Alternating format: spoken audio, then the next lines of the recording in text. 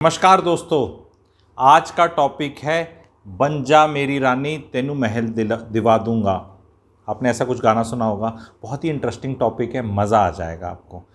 Channel का जो भी सब कुछ है ना, एक ही वीडियो में relationship, marriage, real estate, investment, economy, GDP, finance, सब कुछ एक में, एंड स्टैंड अप कॉमेडी भी। ठीक है, तो पुरुषों के लिए मैसेज है, पर लेडीज़ को भी देखना है। लेडीज़ देख रही है तो अपने पति को दिखाना है, पति देख रहा है तो अपनी वाइफ को भी दिखा सकता है, क्योंकि टेक अवेज दोनों के लिए हैं। बातें, मैसेज इनिशियली लगेगा कि पतियों के लिए है, बट एंड में पत्नियों के लिए भी है। तो मनमोहन देसाई पॉट बॉयलर है, मज़ा आएगा। स्टार्ट करते हैं। इंडियन समाज में, हमारे देश में, नॉर्थ इंडिया में स्पेशली, लेडी शादी कर कर आती है, उसको नौकरी करने के लिए प्रोत्साहन कम दिया जाता है। अगर लगी हुई है तो अलग बात है, ठीक है। अदरवाइज इनिशियली जो मेल होता है वो एंजॉय करता है बीवी की फिनेंशियल डिपेंडेंस उस पर, क्योंकि पैसे से ही वो पावर लीवरेज आती है। आदमियों में पावर ज़्यादा है, औरतें आती हैं, घर में आती हैं, पति का मानना पड़ता है। कोई भी लेडी अगर नौकरी भी करती है ना, तो भी बिना अपने पति या पिता, शादी से पहले पिता, पति या भाई, ये तीन जो मेल्स हैं, इनकी बिना रजामंदी सलाह के कोई डिसीजन नहीं ले सकती। लाइफ की सच्चाई है ये। अच्छा है बुरा के चक्कर में नहीं चलेंगे, बट स्टेटस ये है। सलाह तो आदमी, पिता और पति को भी बीवी की लेनी चाहिए, तो ऐसी बात नहीं कि नहीं लेनी चाहिए, लेकिन बीवी तो कर ही नहीं सकती कुछ। तो आपको अब आगे बढ़ते हैं। जैसे ही पति और पत्नी का वो स्टार्ट होता है रिश्ता, तो पत्नियां काम करती हैं घर में, जैसे सारे काम करते हैं। उससे वो धीरे धीरे धीरे अपने दिमाग का और डिसीजन मेकिंग का कंट्रोल पति पे देती चली जाती हैं। तो शुरू में तो पतियों को बहुत मज़ा आता है, वही डिसाइड करेंगे कौन सी गाड़ी लेनी है, कहाँ रिश्ते बनाने हैं, कहाँ जाना है, क्या करना है। एंड पत्नी सब सर्विएंट होती है। पत्नी अगर अपने माता पिता के लिए भी गिफ्ट कहीं खरीदना है पत्नी को, और वो पैसे नहीं कमाती, तो वो भी पति से पूछना पड़ता है कि आज मेरे बहन के बच्चों का बर्थडे है, मैं गिफ्ट लेना है। तो ये एक फैक्ट है लाइफ का। अगर ना पूछे और पैसा मिला हो तो उसका कहीं ना कहीं हिसाब देने में बातचीत तो हो ही जाएगी, ये आपको पता है। तो शुरू में तो ये लीवरेज ऐसा लगता है कि जो पत्नी है वो यहाँ पे है और पति यहाँ पे है, एंड पति इंजॉय कर रहा है ये सब, ठीक है। और फिर पति बोलता है चल तू बच्चे देख ले, चल तू घर देख ले, घर खाना पीना देख ले। एंड धीरे धीरे क्या होता है, पत्नी लटकने लगती है। और जैसे जीवन बढ़ता है, शुरू में तो पति में भी एनर्जीज हैं, नई नई लाइफ और वो सब है, तो जैसे जैसे जीवन आगे बढ़ता है तो पत्नी जो होती है हर डिसीजन मेकिंग के लिए लटकने लगती है, आउटसोर्स कर देती है। और जैसी वो शादी पुरानी होती है और फेविकोल का मजबूत जोड़ बन जाता है कि भाई अब तो सही लगेगा, फिर बीवी और औरत जो होती है उसने over a period of time ये सब चीज़ को डिटेस्ट तो किया ही होता है, तो फिर अब वो पति के डिसीजंस में जजमेंटल होने लगती है। वही बीवी जो बहुत सबसर्विएंट थी, सारी बातें मानती थी, कस्में वादे और वो सब था, धीरे धीरे धीरे उसका अब लेवल बढ़ने लगता है। और फिर कस्में वादे क्या हुए थे, हम इंडिया में एक्सट्रीम मेल पैट्रियार्की, जो पैट्रियार्की और एक फैंटेसी वर्ल्ड में रहते हैं कि तेरे को मैं रानी बना दूंगा, तेरे को महल दिला दूंगा। तो जब वो शादी पुरानी होती है और पति जाता है, वो फ्लैट दिखाता है, तो ये कहती है 11x12 का कमरा, 10x12 का, ये महल दिलाएगा तू मुझे। वहाँ दिक्कत आती है पतियों को। अब पति जब घूम रहे हैं बीवियों के साथ घर दिखाते, क्योंकि सारी डिसीजन मेकिंग उसने होनी है, पति की है कि भी तू देख ले, मैं तो जब तू सेलेक्ट कर लेगा फाइनल वेटो करने आऊँगी। अब ये लेडी पावरफुल हो चुकी है, शरीर दोनों पार्टियों का बेडॉल हो चुका है, बाल भी थोड़े सफ़ेद हो सकते हैं, बच्चे भी बड़े हो गए हैं। पूरे टाइम जब इस डिसीजन मेकिंग शुरू करने में तो मज़ा आ रहा था, तो अकाउंटेबिलिटी, रिस्पॉन्सिबिलिटी यहाँ पे नहीं रहती ना, बिकॉज जहाँ पावर होगी, अकाउंटेबिलिटी, रिस्पॉन्सिबिलिटी और सर भी उसी का फूटेगा।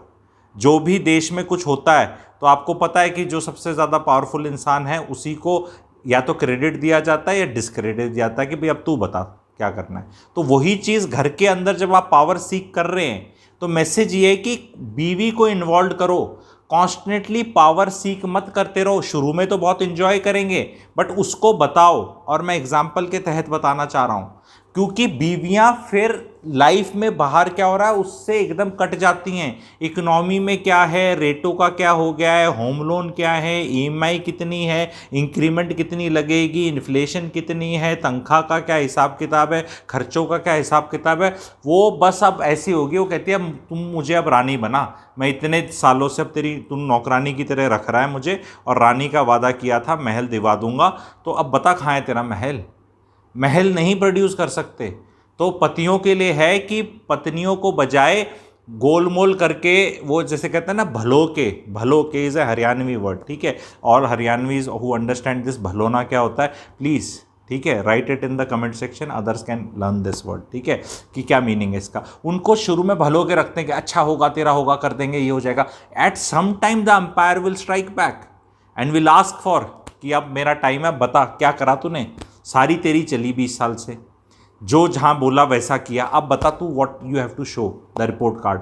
तो प्लीज़ पावर को कम करें, डेमोक्रेसी को बढ़ाएं, वाइफ को साथ रखें एंड उसको हर चीज़ के साथ लेके चले। मेरे साथ एक ऐसा केस हुआ कि एक कंसल्टेशन के दौरान एक पति बहुत परेशान थे, गुड़गांव में प्रॉपर्टी ढूंढ रहे थे, एक देखी, दो देखी, तीन देखी, आपको सब पता है जो ये हैं, सबके सैंपल फ्लैट होते हैं, सबके ब्रोशर्स होते हैं, लेआउट होते हैं, बड़ा इंटरेस्टिंग किस्सा है ये।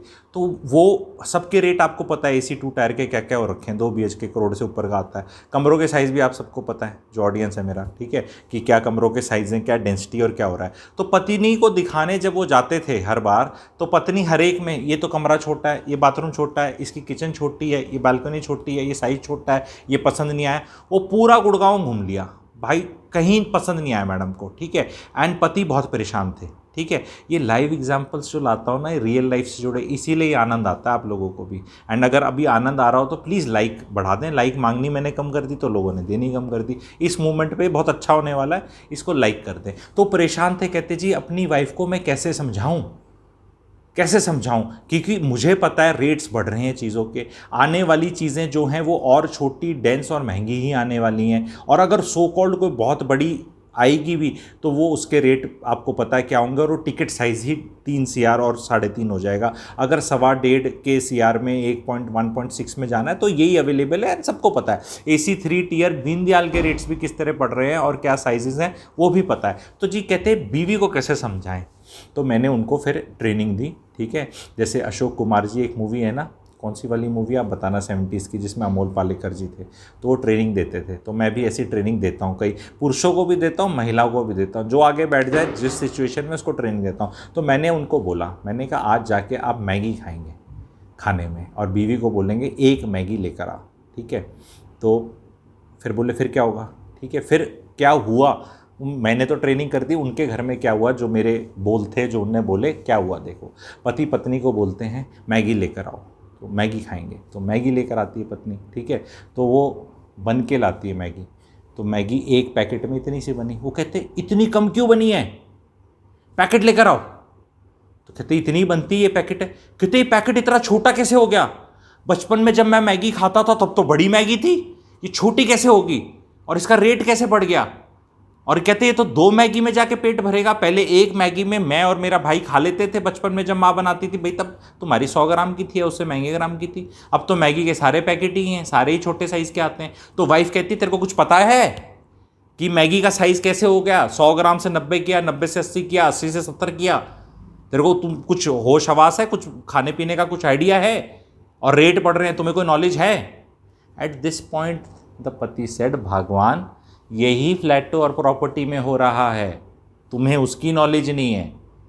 तो अगर ये बोलोगे कि मेरे बचपन का घर इतना बड़ा था, मेरे बचपन का बाथरूम इतना बड़ा था, उस टाइम तो इतना था, और इतने का इतना आ जाता था, ये आ जाता था, तो जैसे मैगी छोटी हो रही है, आपका विम बार छोटा हो रहा है, आपके शैम्पू के साइजेस छोटे हो रहे हैं, आपका सब कुछ, आपको पता है मार्केटिंग में क्या हो रहा है, साइज़ में 10% कम, प्राइस में 6% ज़्यादा, 16% का इजाफा, लॉजिस्टिक कॉस्ट तक कम हो जाती हैं पर ग्राम, अगर आप ये ऐसे देखें तो ये मार्केट में हो रहा है। इसको इन्फ्लेशन के अलग अलग श्रिंकफ्लेशन बोलते हैं, नई टर्मिनोलॉजी श्रिंकफ्लेशन। इन्फ्लेशन तो होती है ना, तो ये श्रिंकफ्लेशन है and it is happening everywhere. So you have to now decide this. तब उनके लेडी के थोड़े चक्षु खुले एंड मैंने उनको गाइड किया था जैसे पहले कि भाई शादी के अंदर over a period of time बीवी को घर में बिठाकर मत रखो.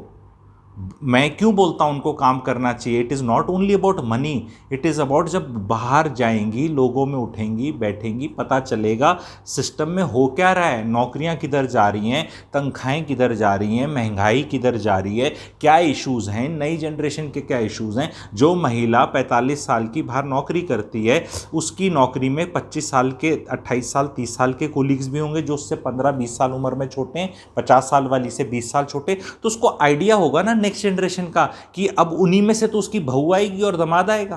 तो उन्हें पता चलेगा ना कि क्या इश्यूज हैं. जो घर के अंदर बन जा तू मेरी रानी, महल दिवा दूंगा, तो वो मान लो किसी ने छोटा मोटा महल दिवा दिया और घर की रानी बन गई. अब उसको तो कुछ पता ही नहीं है लाइफ में. वो तो आके सीधा बोलेगी, क्या बोलते हैं, रसोड़े में चल. रसोड़े में कौन गया, वो सास बहू के सीरियल देखते हैं ना, ठीक है, माता की चौकी लगाओ, अब ऐसे करो, अब वैसे करो.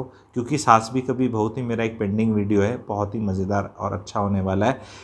प्लीज़ लिख दो जो भी चाहते हैं, क्योंकि करके लिख दो तो मैं समझ जाऊंगा आप लोग चाहते हैं. इस तरह के वीडियोस कोई नहीं बनाता. सास बहू की कोई आदमी ही बात नहीं करता हिंदुस्तान में.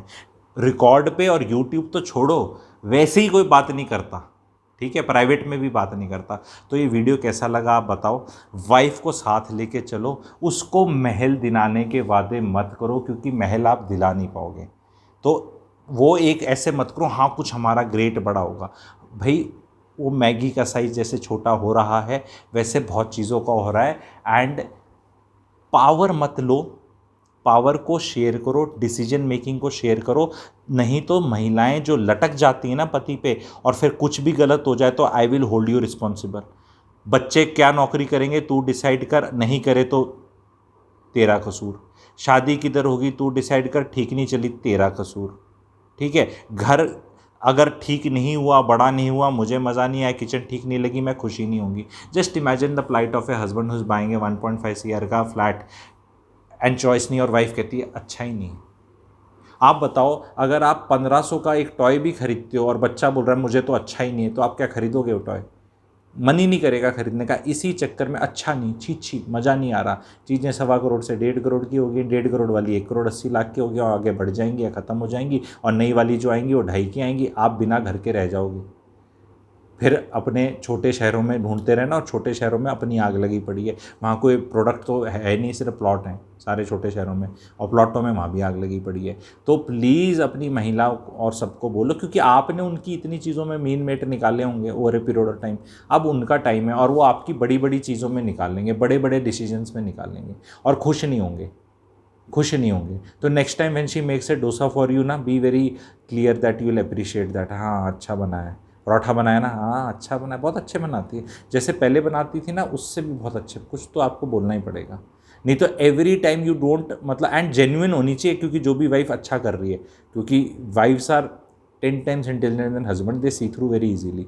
तो बिना मतलब की तारीफ़ करने से भी फ़ायदा नहीं होगा. पर जेन्युइनली हमारी जो महिलाएं हैं, कम से कम दिन में 5 काम तो ऐसे करती हैं वो आउट ऑफ 15 कि जिनमें उनकी तारीफ़ करी जा सकती है. ठीक है, जेन्युइनली करी जा सकती है. एंड करो, तब आप रियलाइज़ करोगे कि जो नॉट्स हैं ना रिलेशनशिप में, बिटरनेस और फ्रस्ट्रेशन की, वो मेल्ट होंगी. जब वो मेल्ट होंगी तो आप जो पुरुष है ना, आपके ऊपर से प्रेशर हटेगा, वो ज़ीरो एरर सिंड्रोम का, कि भाई ये मालिक हैं.